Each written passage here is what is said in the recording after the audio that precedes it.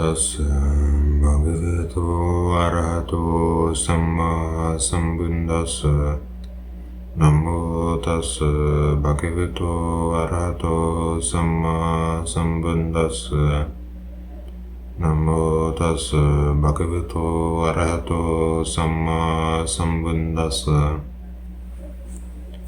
So welcome to our 8th Pāli class. We've got up to chapter 6 in an easy introduction to Pāli. In this chapter, we're coming up to the feminine declension.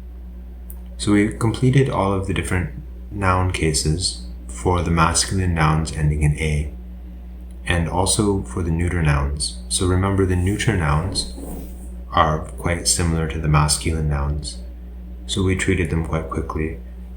Now coming to the feminine nouns, the most important group for the feminine nouns ends with a long A, ah. And so that's the main topic of this chapter. We're also going to get to infinitives. Infinitives in English we normally translate to do something. So for example, the verb run, to run, is the infinitive form. And we'll look at that a little bit in this chapter. And also we learn how to form the past participles.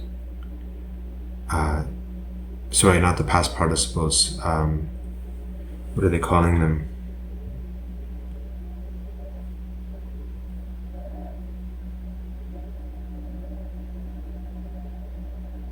Maybe it is the past participle, having done something. I'm sure I've forgotten the name of it, but we'll get there. So let's look at the declension table for the nouns ending in A, long A, ah. So the feminine nouns ending in ah, the common example is kanya, or maiden. So we have nominative, kanya, so unchanged for the nominative singular. And then for the plural we have kanya, kanyayo. So we have two forms for the maidens, plural, that's for the nominative. And so for the accusative, in the singular we have kanyang, kanyang. So similar to the masculine nouns ending in the A, we have an ang sound. It's also similar to the neuter nouns ending in A. And then for the plural, the accusative plural, we have kanya, kanyayo. So we have two forms for the accusative plural for this group.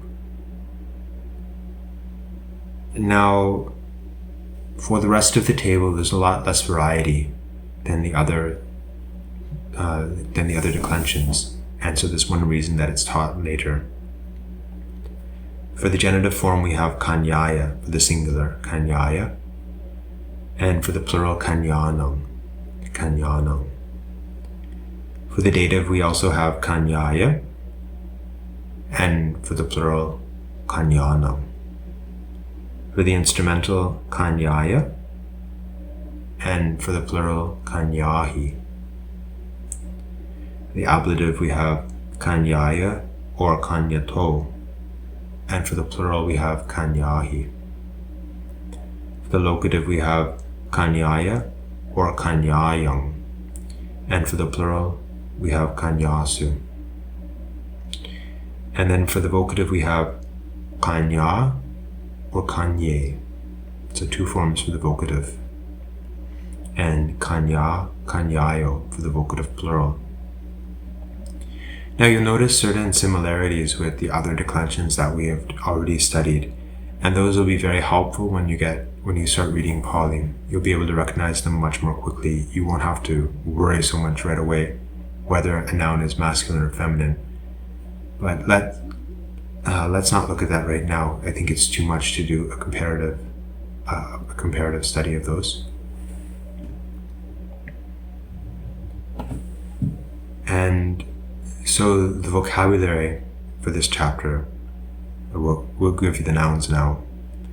Bharya, bharya means wife. Bhasa, bhasa means language. Darika, darika means girl. Dhammasala, dhammasala means preaching hall. Ganga, Ganga means the Ganges, or just a river in general. Gilanasala. Gilanasala is a hospital. Saddha.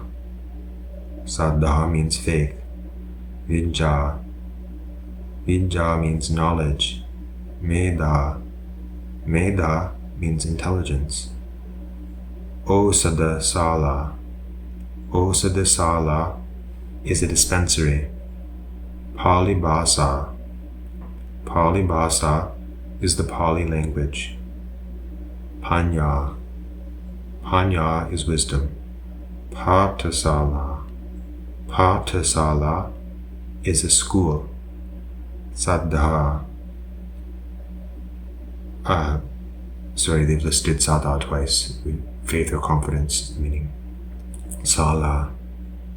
Sala is hall. Gatha. Gatha is a stanza. Kidda. Kidda is play or sport. Bhikha. Bhikha means alms. Nava. Nava is a ship or a boat. Tanha. Tanha is thirst. Ichha. Ichha means desire. Visikha. Visikha means street. Panya. Panya means wisdom. Metta. Metta means love. Giva. Giva means throat. Sena. Sena means army. Chaya. Chaya means shadow. Now in the book, the author is going through some masculine nouns that end in A, the long A. And the example he or she gives is sa, which means dog, and the declension is given there. However, this is a short course, and this group of nouns is not that important. So for now, we're going to leave it aside. And if it comes up in any of the readings, then we'll go back to it.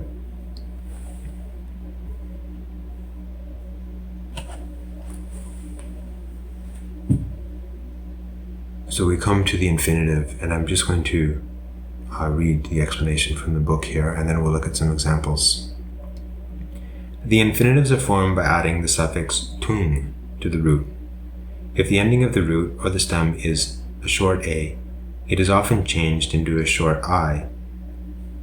To the roots in long a, it is added directly. Roots ending in I, short I, or long I, change them to e, and with roots ending u, short u, or long u, change them to o. The suffixes tave, toye, and taye are also met with. These suffixes are of Vedic origin, but seldom used in Pāli. Tave, however, is more frequent than the other two.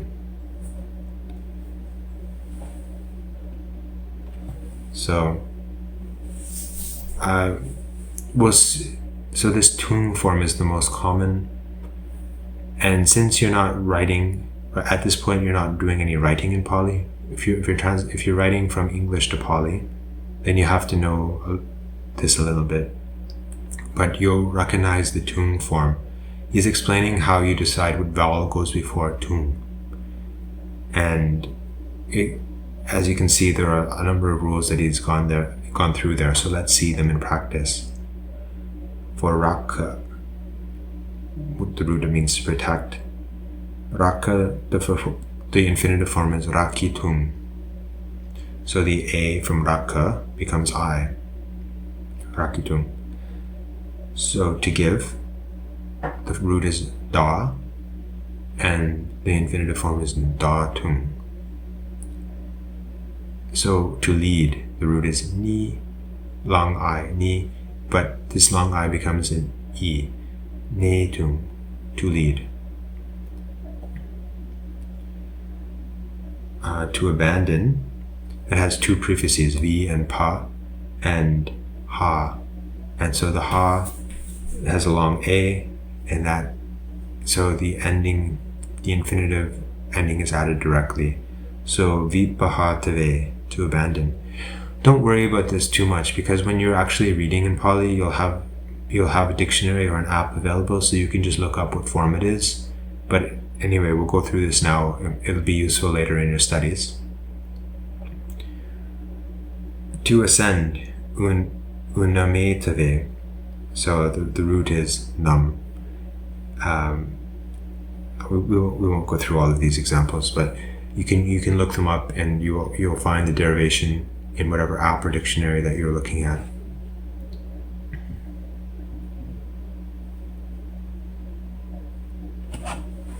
Generally, the above suffix is added to the forms of the roots assume before the third person plural termination of the present tense. So that's important. So if you look at the third person plural in the present tense of a verb, that form will be close to the form that is used for the infinitive. At this point, this doesn't mean too much to you, but once we start looking at past tenses, it will make more sense, because that form is quite different. The same principle applies to the indeclinable past participles. That's what we're going to look at: indeclinable past participles and present participles, which will be treated later.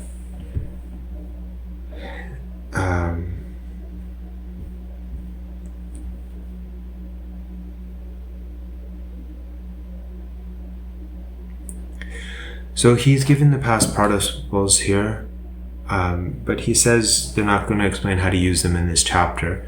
So we'll go through the table here only for the infinitives, and then we'll skip the explanation of the past particles for now. We actually talked about these indeclinable past particles in the first or second lesson when we were talking about some of the Paritta chants, and I called it the tva form. So here we have to preach is de senti, they preach, and then de setun is the infinitive, to preach, de setva, having preached. So we talk about like upasankamati, he or she approaches, upasankamitva, having approached. So this is what he's talking about here as the past indeclinable past participle, but we won't explain more than that today. So the word to preach, the infinitive is, so we have the root dis, third person present plural, de senti, and the infinitive de se tum, to preach. For to take, we have ganhanti in the present plural, and we have, so for all of the present, we'll assume it's the third person plural, present plural. Ganhanti and infinitive ganhitum. To go, gachanti is in the present, gantum, infinitive, to go. Agachanti, they come, agantum, to come. Honti, to be, hotum, the infinitive form of to be. Ichanti, they wish. Ichitum, to wish. Karonti, they do. Katum, to do. Salapanti, they converse. Salapitum, to converse.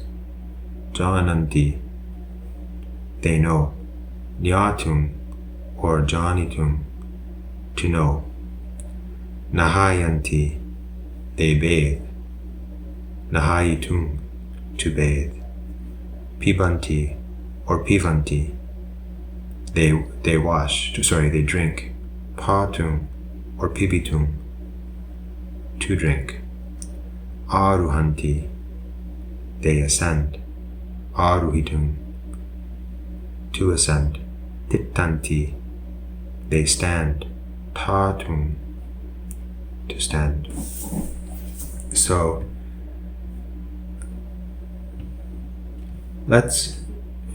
he's given some examples, but we'll go straight to the exercises. We'll try to get through the chapter in one class, because we only have about maybe 4 classes left in this course.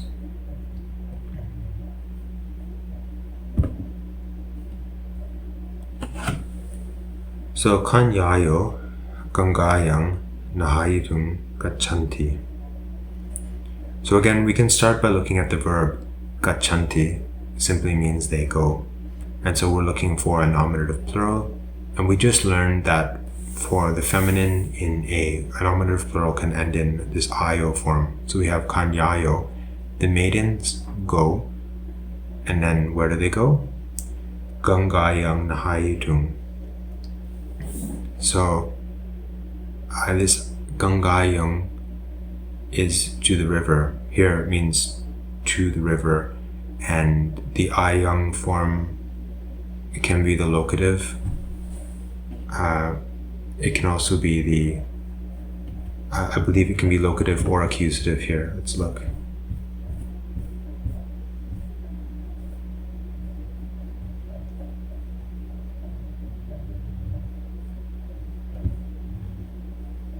So right here it's the locative form. So they bathe at the river, in the river.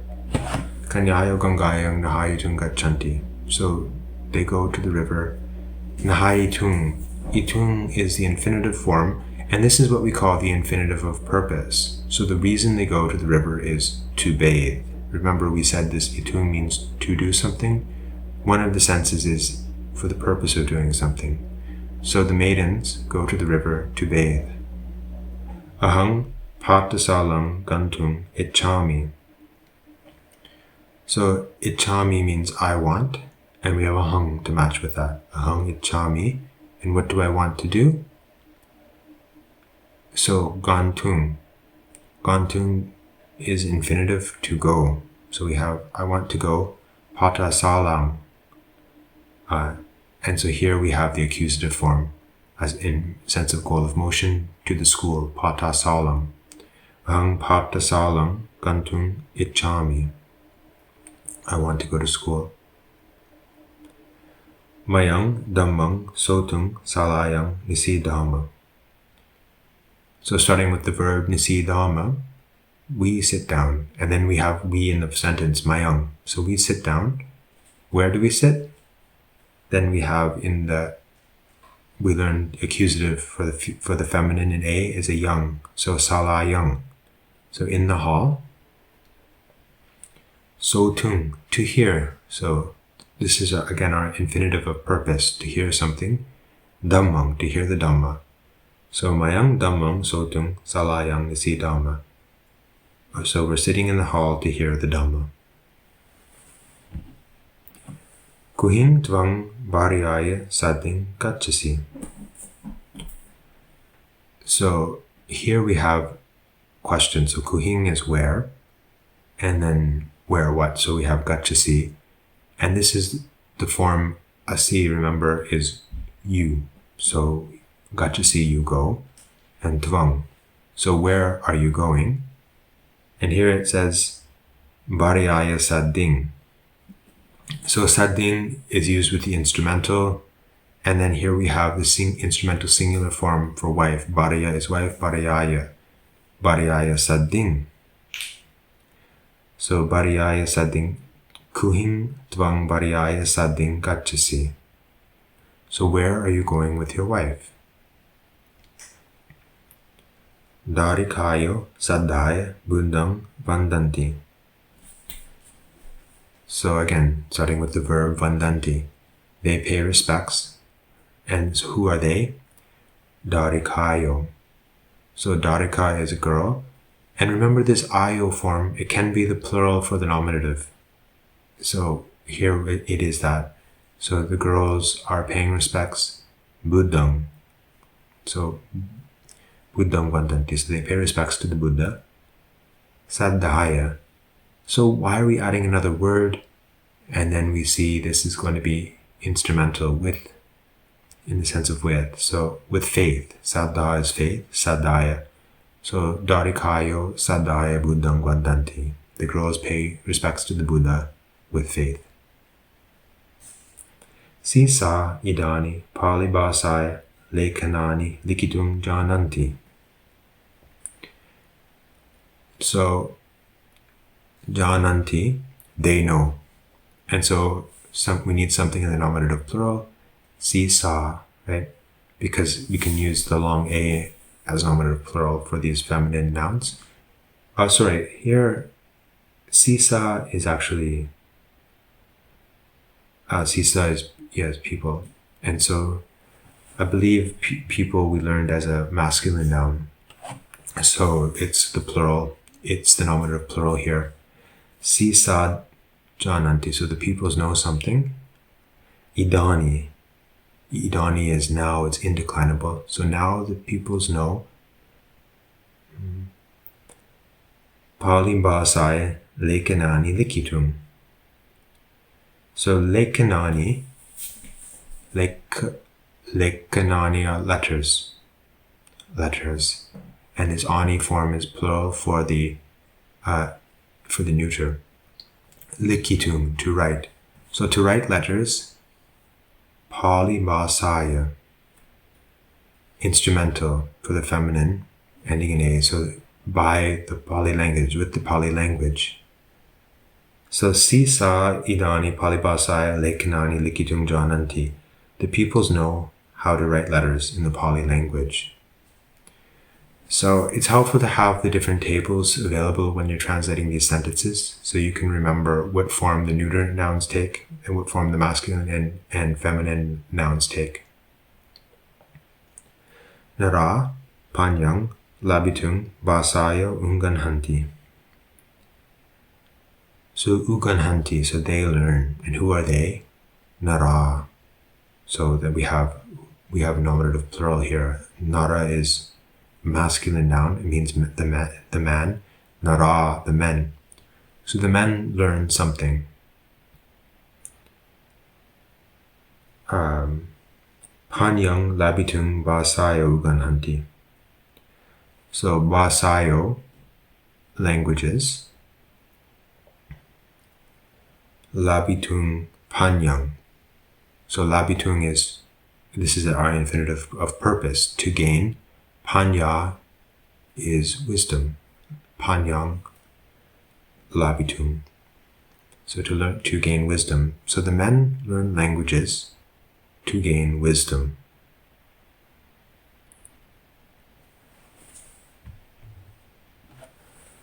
Kanye kuhing tvang bhupani haritung itchasi.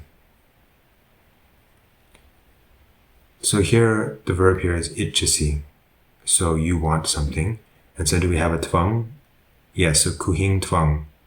So kuhing is where. So where do you want something? And the first word is not tvang. The first word is kanye. And so if we check it out, we find that this is one of the forms for the vocative, for addressing a woman, a young woman. So maiden. Kuhing tvang. So where do you want? Pupani haritung. Haritung. So haritung is to carry, right? Harati is she carries. Haritung, to carry. Pupani. So remember the neuter plural accusative for flowers, the flowers. To carry the flowers. So kanye, woman. Kuhing tvang, where do you? Pupani haritung, to carry the flowers, itchasi. So where do you want to carry the flowers? Kanyayo, darikaya sading gilane palehi sanganitung vejasalang gachanti. So we have a few different nouns in this sentence. So again, start with the verb gachanti, and so this is going to be they go. So we have, if we look here, kanyayo, the girls, right, the maidens, nominative plural, this ayo form. So the girls are going somewhere. Darika hi sadding. So darika is a young girl, and darika ka hi sadding, instrumental, with the girl, singular. Sorry, ahi is the plural form. Ahi is the plural form. So kanyayo, the maidens, darika hi sadding, with the girls, gachanti, they go. but we still have some more to the sentence. Gilane are the patients, right? Sick people. Palehi sangahitum. So with fruits, pala is fruit. Palehi, so with the fruits. Sangahitum. Sanganhati is to treat someone. Sangahitum, to treat. So to treat with fruits, to treat the sick people with fruits. So gilane is plural, accusative plural. So this clause here is a bit difficult. So you have gilane palehi sanganhitum. So to treat the sick people with fruits, the patients with fruits. Vejja salam gachanti. Vejja salam, so they go to the clinic. And that's the accusative because it's the destination of motion. So we'll read the whole sentence in Pali and English again. Kanyayo darikahi sading gilane palehi sanganitum vejjasalam gachanti. The maidens go to the clinic with the girls to treat the patients with fruits. And then question 10. Asa udikang pibitung gangang oruhanti. So oruhanti is our verb. They descend. And what descends? Asa. Asa, nominative plural for horse. Asa is horse. Asa, the horses. And they descend where? Gangang. So remember, Ganga, we learned, it's a feminine noun, but in the accusative singular, it's still the ang form, gangang. So descend to the river. Udikang pibitung. So pibitung, we learned, is infinitive form, to drink. It means to drink. Udikang. So udika is water. Udikang. Udikang is accusative singular. But remember, as I said, sometimes water is an uncountable noun in English, but here we're using the singular. So you have to watch for the uncountables, whether you use singular or plural in Pali. So here it's singular. To drink water is udikang pibitung. So the full sentence, asa udikang pibitung gangang oruhanti. The horses descend into the river to drink the water. So I think it's important to take notes on the different declensions. You might want to take the textbook and print out the declensions for the neuter nouns ending in A, the masculine nouns ending in A, and the feminine nouns ending in long A. There will be more declensions in the future, but these are probably the three most common, or three of the most common declensions that you'll come across. And we've covered a lot of the common grammatical patterns in Pali. Once we look at the past tense, then we'll have covered a great deal of the basic Pali grammar. And so please review those, and maybe keep them with you when you're going through future chapters, so it won't be so overwhelming. It might also be helpful to make a vocabulary list and keep it beside you, or to print off the vocabulary list from the book, so you don't have to be always looking them up in an app or in a dictionary. So I hope that your Pali studies will go smoothly, that you may be happy, healthy, peaceful and content, and swiftly attain the peace of Nibbana. Sadhu, sadhu, sadhu.